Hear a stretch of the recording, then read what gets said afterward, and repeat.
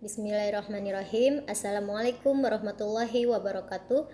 Apa kabar teman-teman ibu yang soleh dan soleha? Semoga teman-teman sehat selalu ya, dan tetap semangat belajar dari rumahnya. Oke, kemarin kita sudah belajar pecahan biasa dan pecahan campuran. Hari ini kita akan belajar pecahan desimal dan persen. Sebelum belajar, jangan lupa untuk berdoa ya. Bilangan desimal dan persen.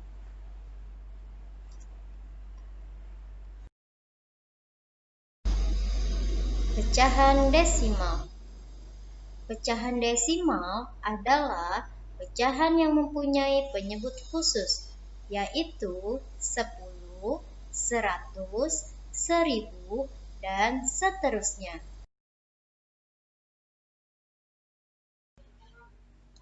Selanjutnya, kita akan membahas konsep dasar bilangan desimal.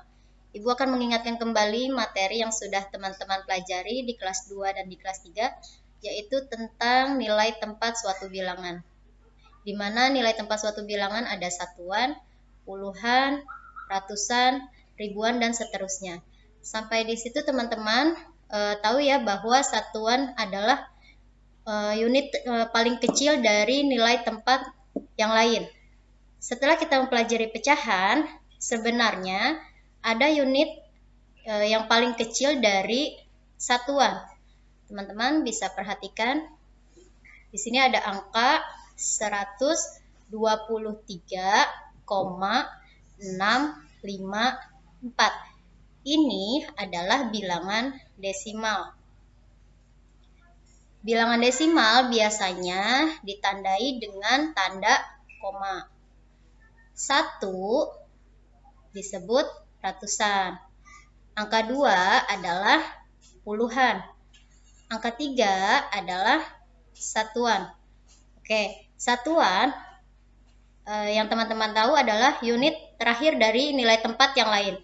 Sebenarnya ada yang lebih kecil dari satuan, yaitu angka di belakang koma. Angka 6 disebut 1/10. Angka 5 disebut 1/100. Angka 4 disebut 1/1000. Angka yang berada di depan koma adalah bilangan bulat, sedangkan angka yang ada di belakang koma adalah pecahan. Cara membaca bilangan desimal pada angka berikut adalah 123,654.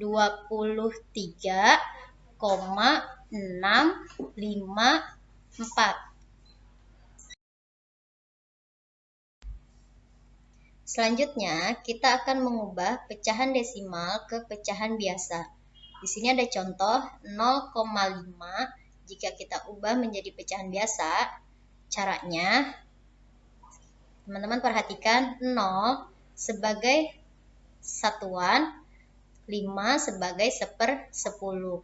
Karena angka yang di belakang koma adalah 1/10, maka kita tulis per 10. Bagaimana dengan angka yang di atasnya, teman-teman? Tinggal pindahkan angka 5-nya.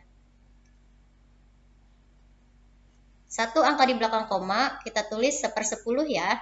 Jadi, pecahan desimal 0,5 jika kita ubah menjadi pecahan biasa menjadi 5/10. Contoh yang kedua, pecahan desimal 2,75. 2 sebagai satuan, 7 sebagai 1/10, dan 5 sebagai 1/100. Karena angka yang paling belakang adalah 1/100, maka kita tulis per 100. Bagaimana dengan angka yang di atas? Teman-teman tinggal tulis semua angkanya. 275. Teman-teman tulis ya, 275. Ingat ya, 2 angka di belakang koma maka per 100. Jadi pecahan desimal 2,75 jika kita ubah menjadi pecahan biasa menjadi 275/100. Contoh yang ketiga, pecahan desimal 3,753 Jika kita ubah menjadi pecahan biasa, caranya 3 sebagai satuan, 7 sebagai 1/10, 5 sebagai 1/100, 3 sebagai 1/1000.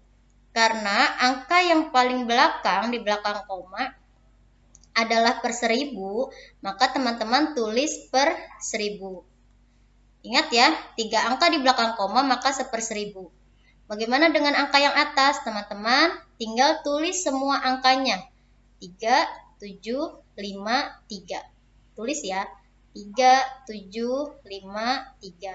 Jadi, pecahan desimal 3,753 jika kita ubah menjadi pecahan biasa menjadi 3.753/1000. Selanjutnya, kita akan mengubah pecahan biasa ke desimal. Contohnya, 4/10 kita ubah menjadi pecahan desimal. Untuk penyebut persepuluhan, maka ada satu angka di belakang koma yang merupakan pembilang, yaitu 4. Karena di depan angka 4 tidak ada angka lain, maka kita tulis 0. Jadi, pecahan biasa 4/10 jika kita ubah menjadi desimal menjadi 0,4. Contoh yang kedua, 25/100. Untuk penyebut perseratusan, maka di belakang koma ada 2 angka yang merupakan pembilang, yaitu 25. Karena di depan angka 25 tidak ada angka lain, maka di depan koma kita tulis 0. Jadi pecahan 25/100 jika kita ubah menjadi pecahan desimal menjadi 0,25. Contoh yang ketiga, pecahan 135/1000. Untuk penyebut perseribuan, maka akan ada 3 angka di belakang koma yang merupakan pembilang, yaitu 1, 3, 5. Karena penyebutnya perseribuan, jadi harus ada 3 angka di belakang koma ya teman-teman. Karena di depan 135 tidak ada angka lain, maka di depan koma kita tulis angka 0. Jadi, pecahan 135/1000 jika kita ubah menjadi desimal menjadi 0,135.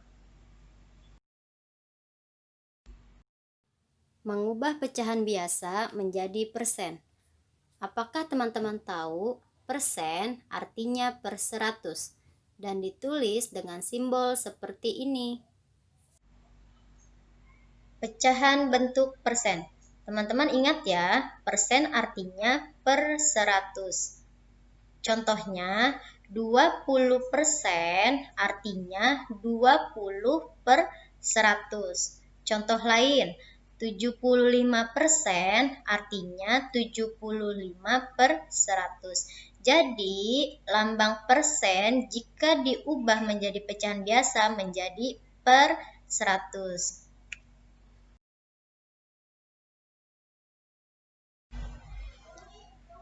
Oke teman-teman, selanjutnya kita akan mengubah pecahan biasa ke persen. Langkah-langkahnya yang pertama, teman-teman harus mengubah pecahan biasa menjadi pecahan berpenyebut 100. Yang kedua, teman-teman harus mengubah pecahan yang diperoleh menjadi bentuk persen. Contohnya, pecahan biasa 1/2. Langkah yang pertama, kita harus mengubah pecahan 1/2 menjadi berpenyebut 100. Caranya, angka 2 kita kalikan yang hasilnya 100, yaitu 50. 2 dikali 50 sama dengan 100. Jika penyebutnya dikalikan 50, maka pembilangnya harus dikalikan 50. 1 dikali 50 hasilnya 50. Langkah yang kedua, teman-teman mengubah pecahan yang diperoleh menjadi persen. 50 per 100, jika kita ubah menjadi persen menjadi 50%. Contoh yang kedua,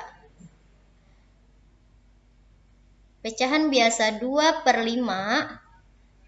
Langkah pertama kita ubah penyebutnya menjadi 100. 5 dikali berapa biar hasilnya 100? Ya, 5 dikali 20 hasilnya 100.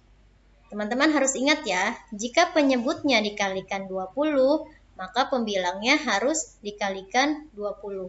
2 dikali 20 hasilnya 40. Kita memperoleh pecahan 40 per 100. Jika penyebutnya sudah 100, maka bisa langsung kita ubah ke persen.